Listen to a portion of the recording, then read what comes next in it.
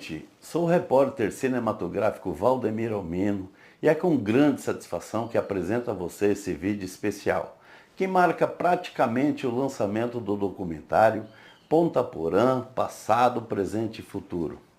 Esse trabalho é um mergulho audiovisual na história de nossa cidade, suas raízes, suas transformações ao longo do tempo e os caminhos que estão sendo construídos para o futuro. É uma viagem pelo passado para entender o presente e refletir sobre o futuro dessa cidade tão rica em cultura, história e diversidade. Um registro feito com muito respeito e principalmente com amor a esse lugar.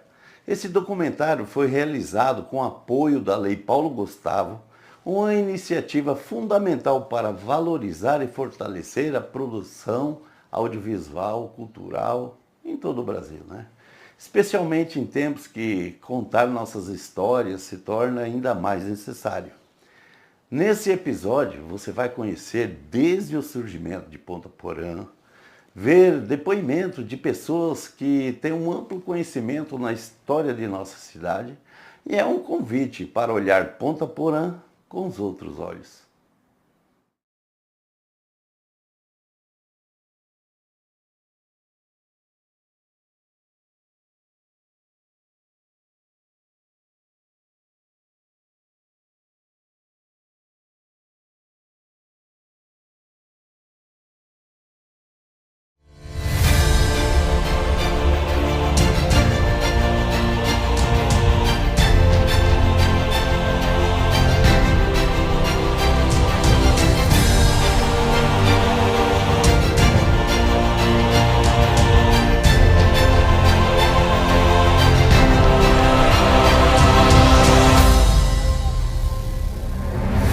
O povoamento da região em que Ponta Porã está localizada ocorreu bem tarde em relação a outros lugares da América do Sul.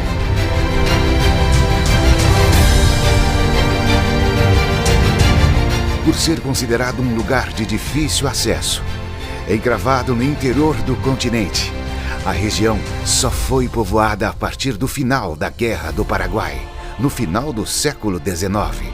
A partir do final do conflito, ocorrido justamente a cerca de 40 quilômetros de distância de Ponta Porã, na Batalha de Cerro Corá.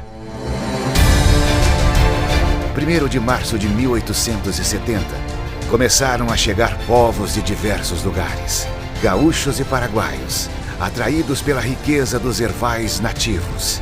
Decidiram se estabelecer na região.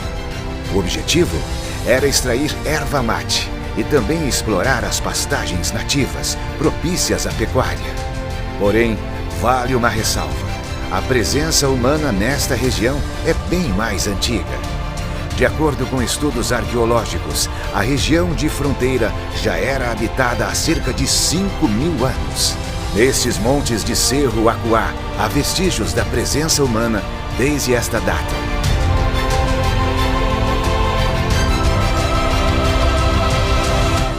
Isso aqui era uma área habitada pelos indígenas.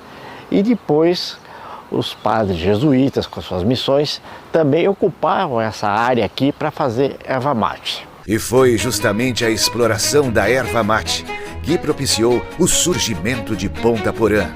As primeiras casas foram construídas no lado paraguaio, onde hoje está Pedro Juan Cabaleiro.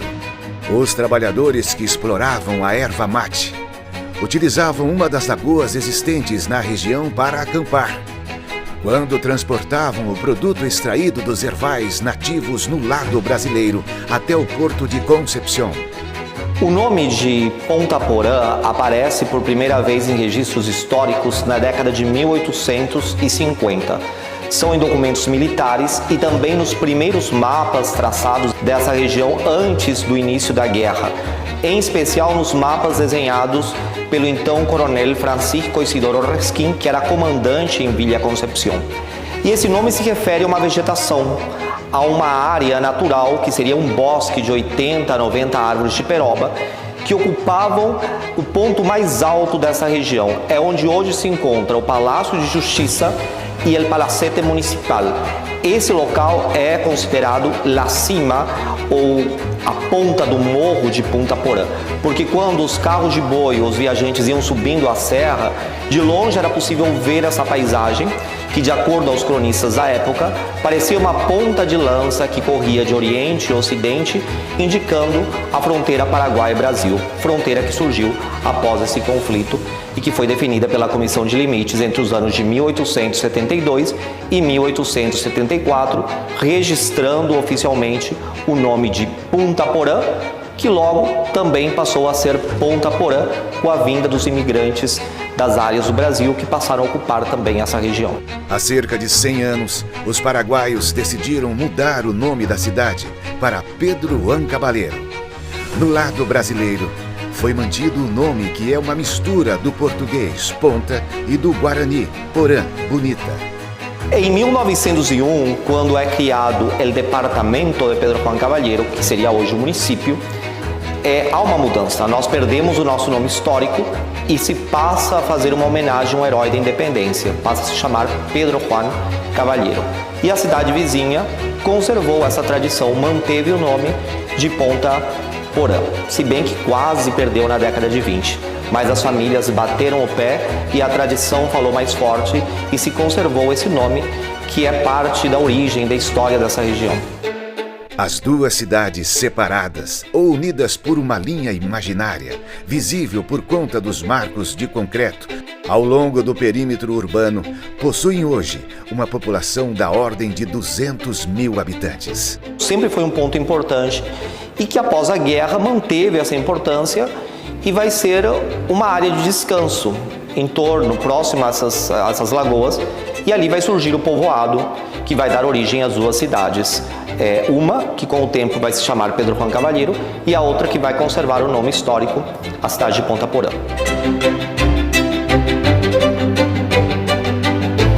Ponta Porã ocupou em vários momentos lugar de destaque na história do Brasil.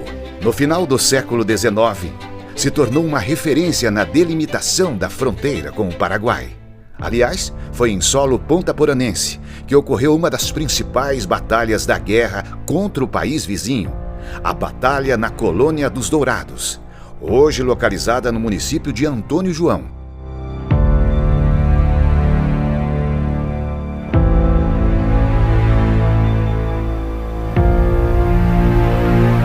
Aqui perto, em Cerro Corá, lado paraguaio da fronteira, ocorreu a última batalha da guerra que colocou irmãos contra irmãos.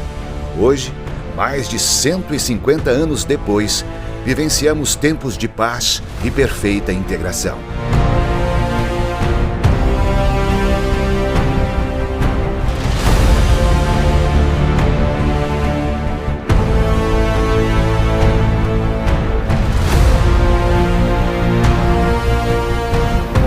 É comum encontrarmos brasileiros trabalhando no Paraguai e paraguaios cruzando a fronteira logo cedo para trabalhar, estudar ou buscar algum tipo de serviço oferecido gratuitamente como atendimento numa unidade de saúde mantida pela Prefeitura de Ponta Porã. No lado brasileiro, a economia se destacou por atividades ligadas ao meio rural. Num primeiro momento, a pecuária e o extrativismo da erva mate.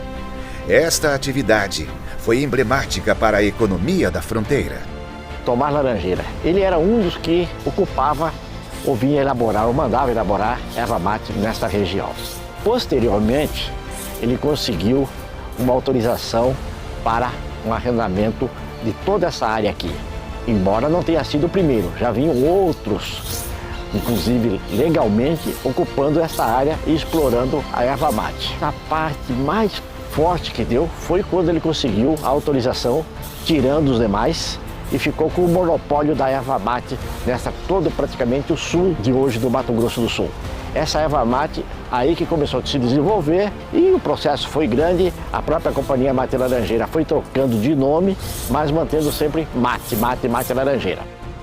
Até hoje, os vestígios da erva mate são visíveis na cidade. O principal monumento de Ponta Porã faz uma referência ao produto que atraiu e uniu povos dos dois lados da fronteira. A erva mate era a principal força econômica e aí foi criada as cooperativas, que eram Ponta Porã, Amombai e Guatemi Dourados. E essas cooperativas se uniram e fizeram a Federação Produtora do Mate Amombai Limitada. Essa federação construiu a fábrica de mate solúvel, Matex. Já se sabia que mais cedo ou mais tarde a Argentina ia cortar a exportação. Resolveram construir a fábrica de mate solúvel. Foi a Matex, era a maior do Brasil. Vamos produzir mate solúvel e vamos usar a nossa matéria-prima. No momento exato que foram fazer a propaganda, a divulgação do produto, foi nesse momento que a Argentina cortou. Se cortou o dinheiro e não tinha onde fazer. Quem tirava o dinheiro das cooperativas, para os cooperados, era a federação. Então quem ficou devendo para os bancos, ou especificamente para o Banco do Brasil, foi a federação, não foi nenhum cooperado. Mas graças à erva mate, que Ponta Porã cresceu, desenvolveu e Peruã cresceram, tanto que nós tivemos um território federal de Ponta Porã, que também, de certa maneira, foi consequência desse desenvolvimento. Ponta Porã chegou a ser a segunda cidade em recursos para o governo do estado. O primeiro museu da cidade é temático. O acervo da erva mate Santo Antônio, uma das empresas mais antigas da cidade e que é administrada ao longo de 4 gerações. Objetos certos, como peças usadas pelos os trabalhadores mineiros, certo? As roupas, calçados, e assim como outros que vieram depois para cá, que precisavam de ferramenta para trabalhar, como o caso do traçador, a serra, o machado. Todos esses objetos nós temos aqui no museu. Até as panelas para preparar a comida dos trabalhadores, certo? Porque era um trabalho forçado, não é isso? De sol a sol. Aqui nós temos vários objetos inserido dentro dessa história que eu acabei de relatar em questão à extração da erva mate. Uma obra que marca muito, Selva Trágica, certo? Marcou muito a história da extração da erva mate aqui na nossa região, que também foi até tema de filme que foi exibido nos cinemas brasileiros. Aqui já teve um momento da gente ultrapassar o horário de expediente, porque você não podia interromper, que eram pessoas que vinham de fora e estavam encantados com o que estava vendo, e a gente comentando e eles filmando. Durante décadas, a ocupação, povoamento do lado brasileiro, foi preocupação das autoridades brasileiras. Nas décadas de 1930 e 1940, Ponta Porã recebeu visitas do presidente Getúlio Vargas. Ele criou um projeto chamado Marcha Par a Oeste, que resultou na vinda de milhares de famílias para transformar as florestas do sul do Mato Grosso em prósperas cidades, como Ponta Porã, Dourados e outras da região sul fronteira. Entre os anos de 1943 e 1946, Ponta Porã foi elevada à categoria de capital de uma nova unidade federativa do Brasil, o Território Federal de Ponta Porã. Durante 3 anos, o território materializou, em parte, o sonho dos sul-mato-grossenses, que queriam se tornar independentes de Cuiabá. Foram apenas 3 anos, né? Na verdade, em 43 ele foi criado, o decreto. O governador Ramiro Noronha chegou em 44. Aí começa a fazer os planos, né, os planos quinquenais. Aí para se executar esse plano tem que ocorrer o que? A contratação de funcionários, que não é fácil, aí tem que abrir o edital, contrato de funcionário. Aí tem que vir o recurso, aí quando chega o recurso começam as obras, então você imagina, tudo isso é muito demorado hoje, na época era mais demorado ainda. Então o presidente da época, que era o Dr. José Alberto Albuquerque, ele vai fazer o relatório, né, que eu me baseio aqui, foi um documento monumento, então você quer conhecer um pouco sobre as realizações concretas, nós temos que ver o relatório do senhor Albuquerque. E Ponta Porã vai ter, né, a vinda de pessoas qualificadas, de médicos, de arquitetos, de engenheiros. Então, por mais que por um tempo houve essa mudança, né, essa vivência com essas pessoas, né, aqui em Ponta Porã. Havia investimento, construção de escolas, houve investimento do governo, sim, o governo fez a parte dele, só que não houve tempo hábil para que houvesse esse desenvolvimento. A partir da década de 1970, a matriz econômica de Ponta Porã foi se diversificando. A necessidade fez com que a extração da erva mate fosse substituída pelo extrativismo da madeira e o surgimento das primeiras lavouras mecanizadas de soja. Desde o início, a erva mate foi o que fez o desenvolvimento de Ponta Porã, isso até 1964, 65, por aí. Após isso, teve um pequeno lapso, vieram novamente paranaenses, gaúchos, e hoje transformou tudo isso aqui praticamente em lavoura.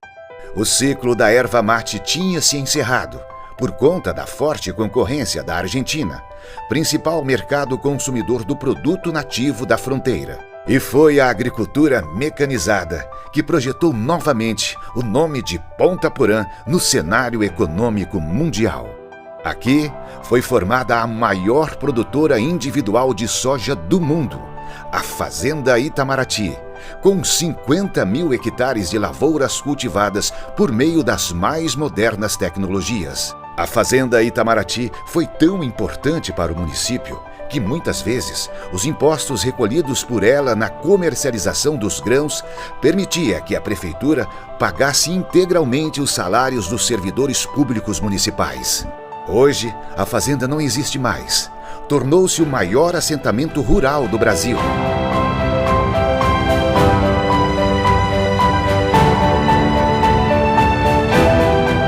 Na área urbana de Ponta Porã, atualmente, o comércio e a prestação de serviços constituem a principal fonte de renda da população.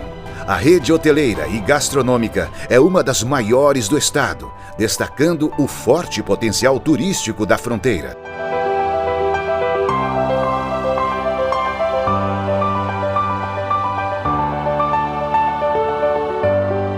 Outro momento importante na história de Ponta Porã foi a implantação dos trilhos da Ferrovia Noroeste do Brasil. O trem de ferro, que fazia a linha Ponta Porã-Bauru, interior de São Paulo, conectava definitivamente a Princesinha dos Hervais com o território brasileiro. A estação ferroviária de Ponta Porã foi inaugurada em 19 de abril de 1953 e fazia parte de uma estratégia política do Estado brasileiro em promover a integração definitiva com o Paraguai. Tanto que o projeto original do trecho Campo Grande-Ponta Porã previa a implantação dos trilhos em território paraguaio até a cidade de Concepción, às margens do rio Paraguai. Outro fato histórico é a presença do Exército Brasileiro na cidade. O Regimento Marechal Dutra foi criado no dia 11 de dezembro de 1919, pelo então presidente da República Epitácio Pessoa. A primeira denominação desta unidade militar foi 11º RCI, Regimento de Cavalaria Independente. Seu primeiro comandante foi o capitão Hipólito Paes de Campos.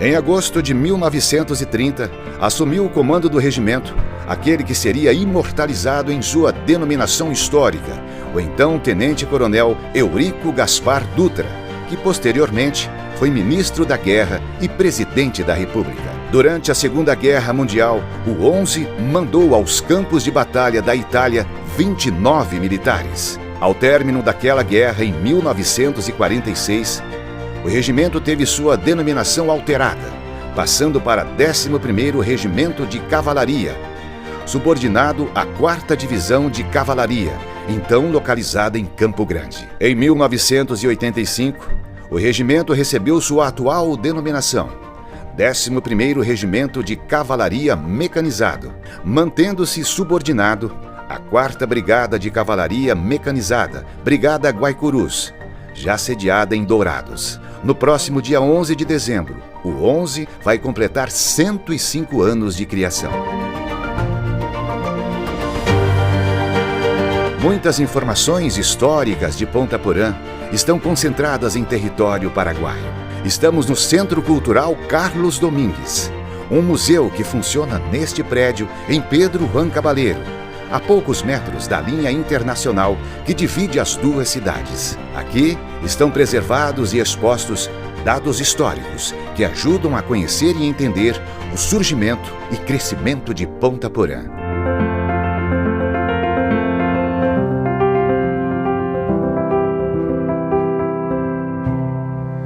Ao longo do tempo, Ponta Porã se tornou um símbolo da riqueza cultural e da prosperidade, que vem do respeito e da cooperação entre nações. É uma cidade que pulsa, que cresce, onde culturas se encontram e sonhos se realizam. Uma cidade que, ao completar 111 anos, continua a escrever uma história de união e diversidade, que se renova a cada dia e a cada olhar que cruza essa fronteira.